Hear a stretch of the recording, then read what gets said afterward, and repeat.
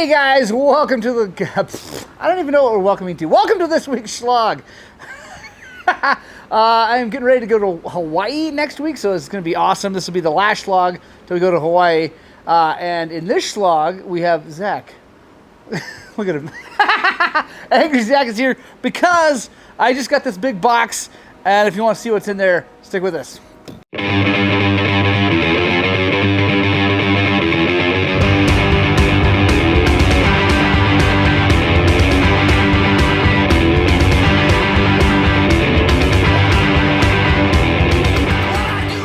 Alright guys, so I've been talking about it, and it is here now. We have a 6500 kit for Loretto the Game Changer. So let's take a look and see. I'm going to film a whole video all about this specifically, but let's just dig in and see what comes in this thing. So, as you guys probably know, maybe not, the air fork is a damping side and a spring side. The spring side is air.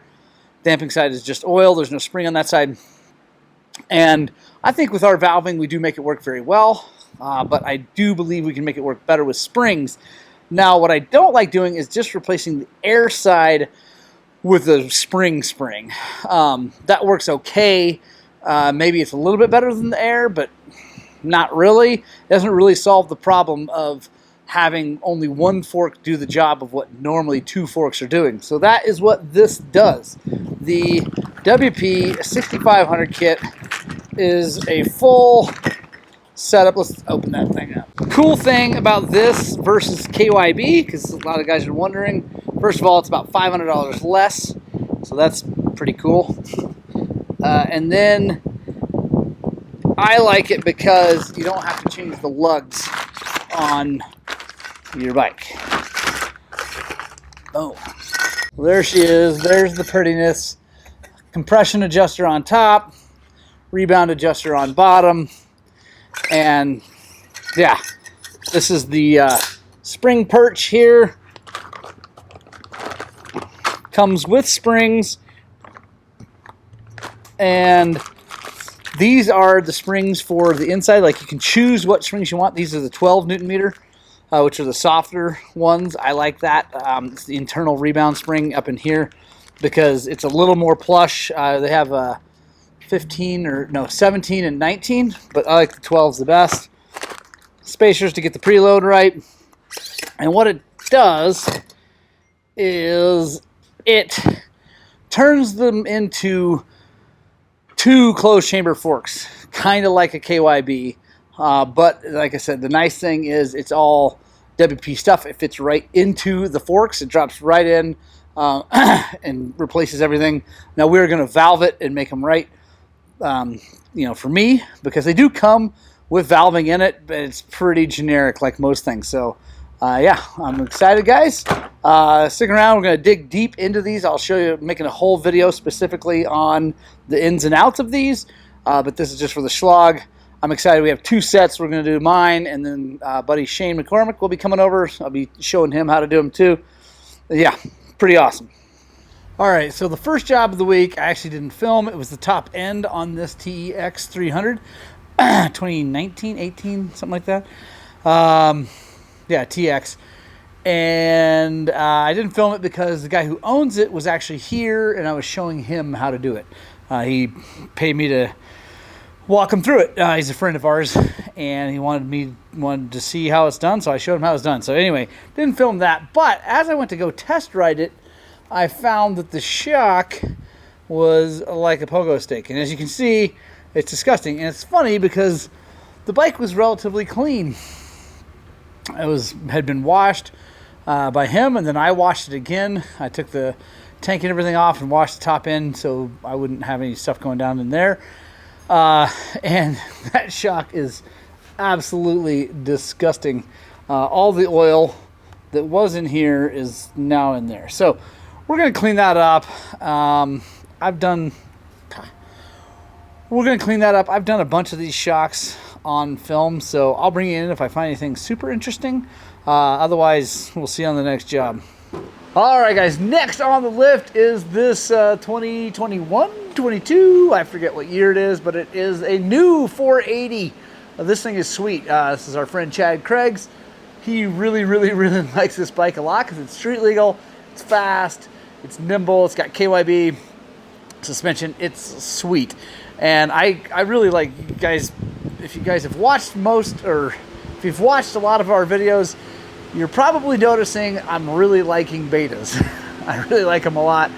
I'm obviously sticking with my KTMs for now, but man, I'm pretty into the new beta stuff. They're really nice bikes. This one's pretty cool.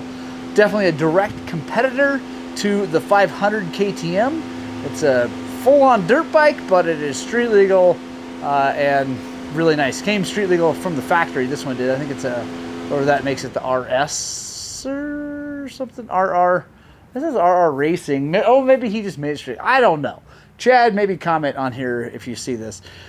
But we are changing springs on it.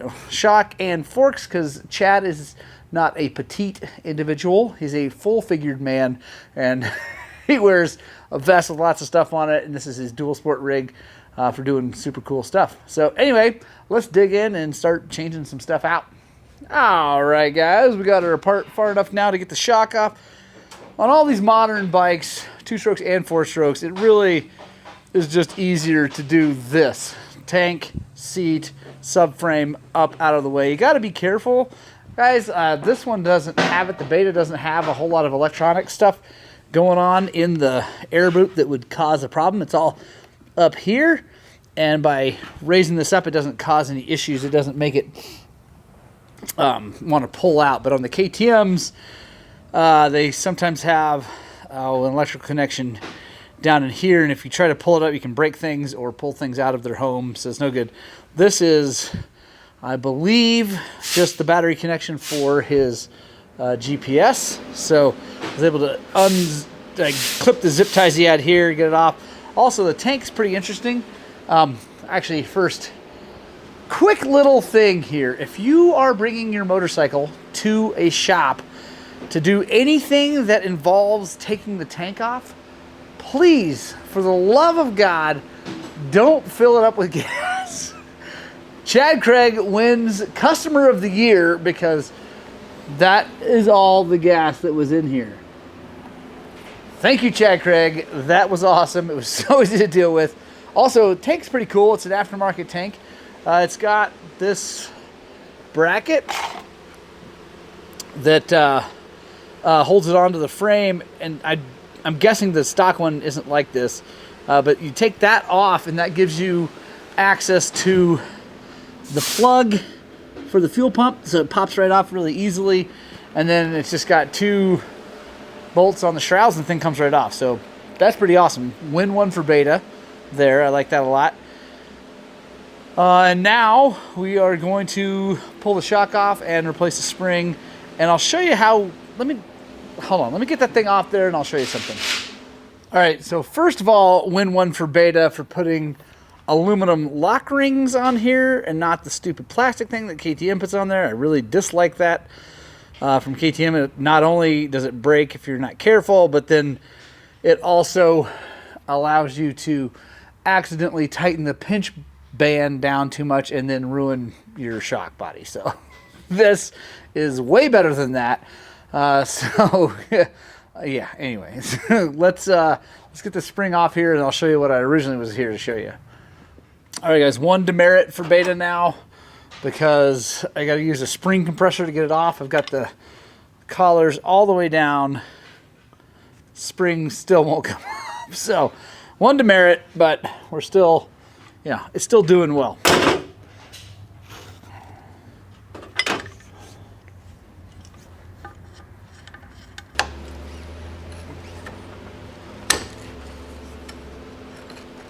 Come on. There we go.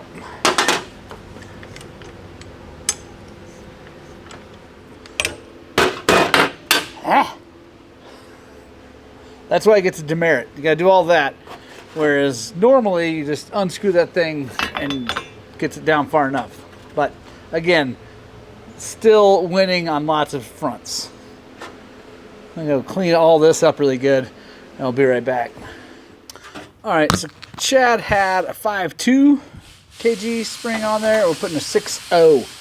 I don't know how much Chad weighs, but like I said, he's not a petite individual, so there you go. I guess maybe Chad could comment if you guys want to know what spring he goes for. I'm not going to ask him how much he weighs, but he's he's a bigger guy. He's not giant like Brady Metter. And no, I'm not servicing anything.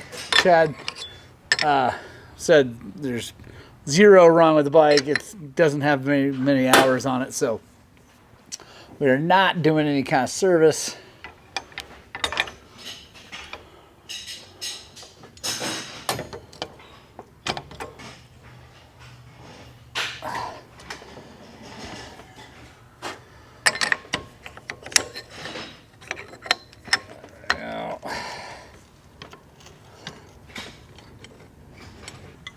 By the way, this is a very nice tool for compressing springs. It's a Racetech TSSC01. I don't make any money if you order these things. I just want to let you know this is cool. All right, so after all that, now I want to show you something that's about installing springs, and it has to do with setting sag. So once you figure out what spring you need, if you either talk to your tuner or us or whatever, figure out what Racetech's website, all that stuff. Once you figure out what spring you need, as long as your spring is really, really close to the correct rate, you should only have to put about 5 millimeters of preload on this. So you get it on there, turn it till it stops, about right there, and then now we're just going to turn this thing until we put 5 mil preload on it. What you can do, start over.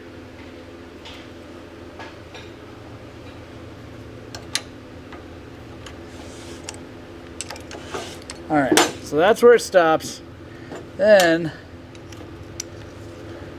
because it can be kind of hard to measure 5 mil like in here. So what you do is you run your lock ring. Again, another win for Beta with having lock rings and not the stupid plastic things. Run your lock ring down to where it just touches. And no, I didn't jack all this up. I have this brass punch for these things and correct tools either from Chad beforehand. But so now we can measure the gap between here and here to get the 5 mil.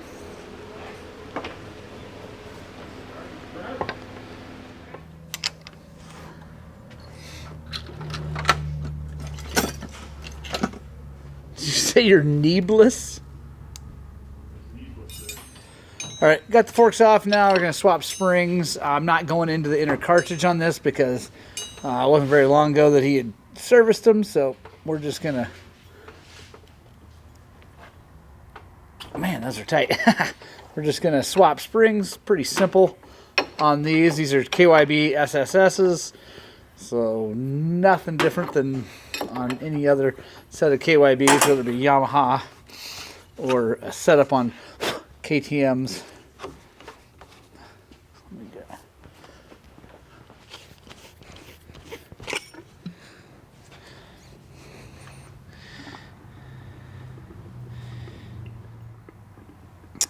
So I'm not going to bring you over here, but it's a good sign. Oil is nice and clean, so no big deal to just swap her out.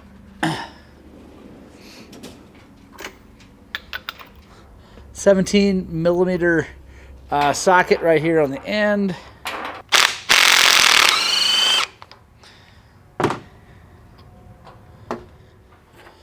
Got our little holder for the damper rod because they're a nightmare to try to do without that. This is an interesting one. It's a 15 millimeter on this holder.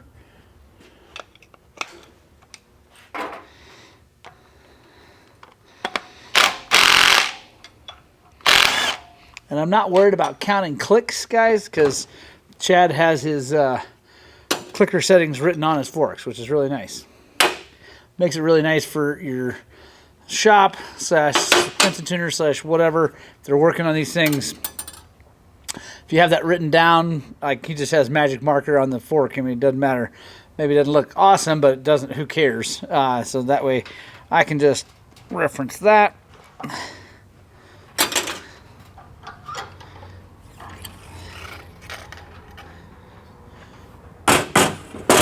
right, stock springs. I don't know what they are. Can't really. There's no markings on them, and it doesn't really matter. He's got the right ones. All right, so we're going with the 5.2 kg spring, matching up with that 6.0 shock. Okay, cool. I will go get them.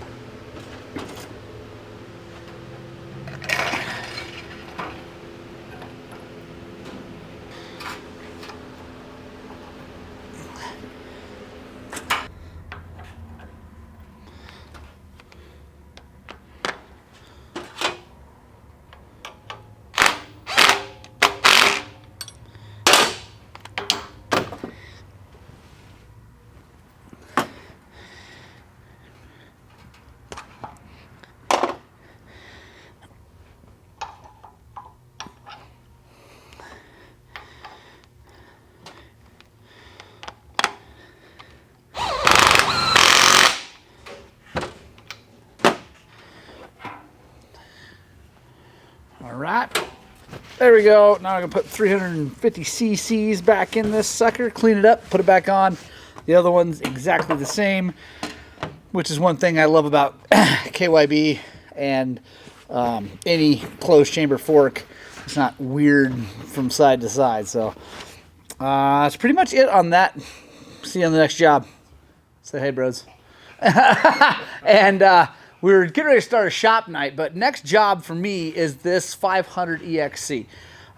This gentleman brought the bike in for a service, suspension service and stuff. And he said the battery's dead. It's been weird. Should be. I'm like, okay. So we test the battery. Battery was dead.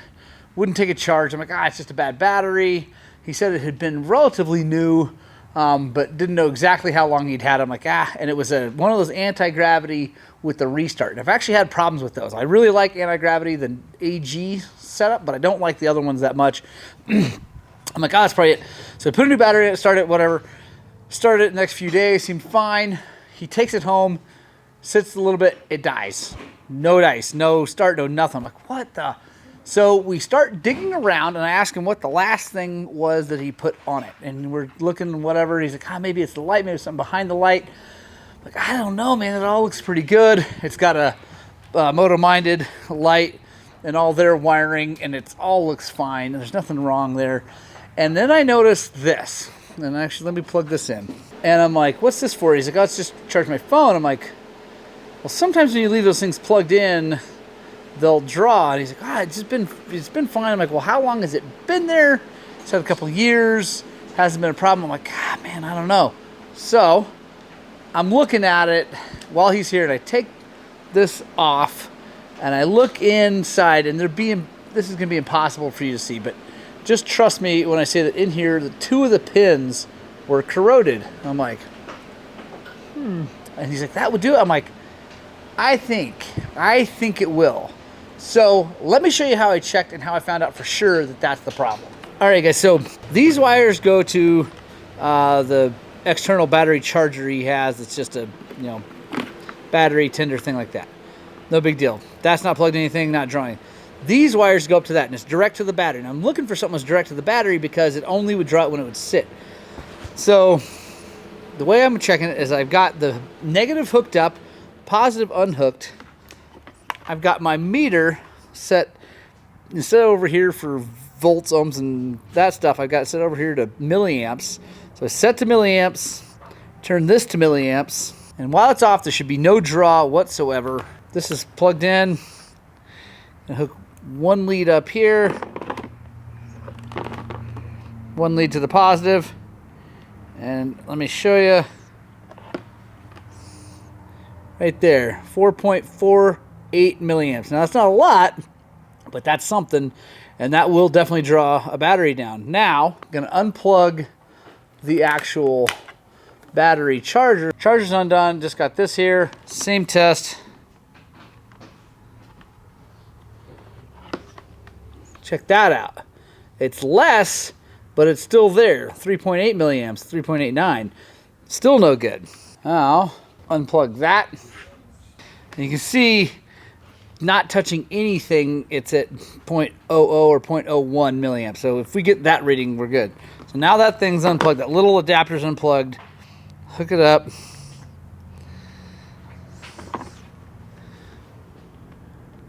Totally fine. So, there we go. We figured it out. I'm super excited.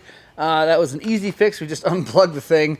And now, if he wants to charge his phone while he's riding, he can just have this separately, plug it in, plug his phone in while he rides. It's fine because it can keep up, no problem. The charging system has no problem keeping up with that when the phone's charging. But then when he gets off, he has to unplug this thing so he doesn't kill the battery. Pretty stoked, guys. There's a little tip for you guys on checking electrical systems. It's really easy to check amp draw like that. Works really well, and like I said, 3 to 4 milliamps, well, any milliamps is enough to finally, eventually kill a battery. Really happy I found that. This guy's gonna be stoked. No extra money, just back down the road, ready to go. Brods, what are you doing, Brods?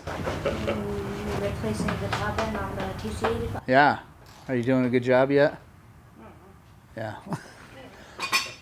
Join us. I'm going to make a shop night video, and join us because Brody will be doing a kick flip during it. All right, guys, we're going to finish this Shlog off here, but I want to show you something kind of cool. Every now and then, we'll get a bike in here that looks kind of raggedy, like this one, quick glance. And you're like, oh man, it's old hunk of crap. I mean, a lot of shops would be like, nah, we're not working on that thing. It's old. And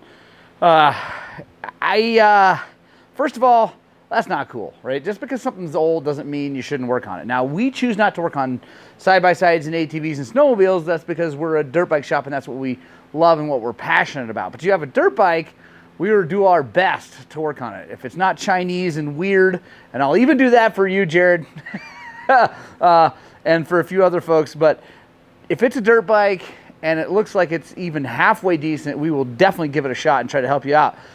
But I want to show you because on further inspection, this is pretty cool. Now, I think this is a 98 or maybe a 99. Maybe one of you guys can help figure that out. But let's take a look at it. First of all, it's yellow. First glance, you might think it's a Suzuki, but it's not. It is a YZ250. Now, as we come in here, let's take a look at all the cool stuff that's on this thing. First of all, what? Olin's rear shock. That's crazy. Really nice Excel Takasago hoops. Those did not come on this motorcycle. Rad factory Pro Circuit exhaust. Like, that's a carbon bad to the bone exhaust. That back in the day was super fancy. That's super cool. Got this ProTech really nice Kickstarter cover, whatever. But really nice cover, nice water pump upgrade. I bet that's got a different impeller in it. We've got Enzo suspension, and I believe that is probably Enzo tuned suspension because of the Olin shock. Then we come in here, we got full-on Pro Circuit rad triple clamps. That's craziness. You don't see that very often. It's got the sub tanks on it from the get-go. Carbon fiber holder, like clippy holder. That is super rad. Then we come around here. Whoa, don't fall over. It's got a Scott steering stabilizer, and back in the day before they had their whole bolt-on thing, got a weld-on mount, done very well. It's not the best weld, but not terrible. So we got a carbon fiber V-Force cover for the power valve. Obviously V-Force reads on it. Pro Circuit ignition cover that did not come with that. Carbon chain guide. Let's see what else. ASV perch, not super crazy, but then check this thing out. This crazy throttle. I don't think that was stock. I'm relatively sure. ASV perch there. The thing is, look, this is one of my favorite things. Actually, this is super interesting for a couple reasons. First of all, check that out. Full carbon mount for the brake line, which is a braided steel brake line. Did not come with that. I don't even know if I've ever seen that. Most of the stuff I've seen, but I don't think I've ever seen that. That's super cool. All safety wired and rad. But here's the thing. A lot of you guys might not know. Pretty cool. The brake routing. See how it goes in like that? Well, that's how all normal brakes are. So if you look at like modern brakes, that goes inside, all that. But Honda had the patent on that brake line routing for a long time, right up until I think it was 2005 is when their patent ran out and everybody started doing that. But before that, everybody else had to route their brake line down through this groove and up and over. It's kind of like this one. You can see, because this is an older KX, had the brake line, went down and around. So that's another trick part. This guy, or someone before him, maybe him, I don't know, had got a different brake hose, ran it down, ran it inside, got this crazy thing, and ran it down to that. That thing is super, super cool, and it rips. Zach's been working on it. We need to wash it to finish up, but he did a whole bunch of stuff on it. Grease linkage, and anyway, did a ton of work on it. But yeah, and actually, check that out. Nice Pro Circuit pipe. Nothing super special on the pipe. It's just a platinum Pro Circuit. Really cool, guys. Really cool. So if you own a shop or you live in a town with a shop that acts like they're too good to work on old stuff, maybe show them this video and be like, man, come on, look at, like, this is cool stuff, and I love working on it. It's just really awesome. I mean, Zach's the one who actually worked on it. I love having it in the shop. All right, guys. I got a boogie into the week, into the Shlog. I love you all so much. Punk Rock Club, I love you more than I love everyone else. There will be no Shlog next week because we are going to Hawaii. In fact, by the time you're watching this, I will be traveling to Hawaii for the U.S. Hard Enduro, I think it's called Enduro Fest on Oahu. With Adam Does Dirt Bikes, we're going to be filming everything we can film. Hopefully Adam is going to kick butt on the bike we built him. Hopefully the bike gets there. It's in a container on its way there over the Pacific Ocean right now, so hopefully it makes it. I'm sure it will, but you never know. Boats sink.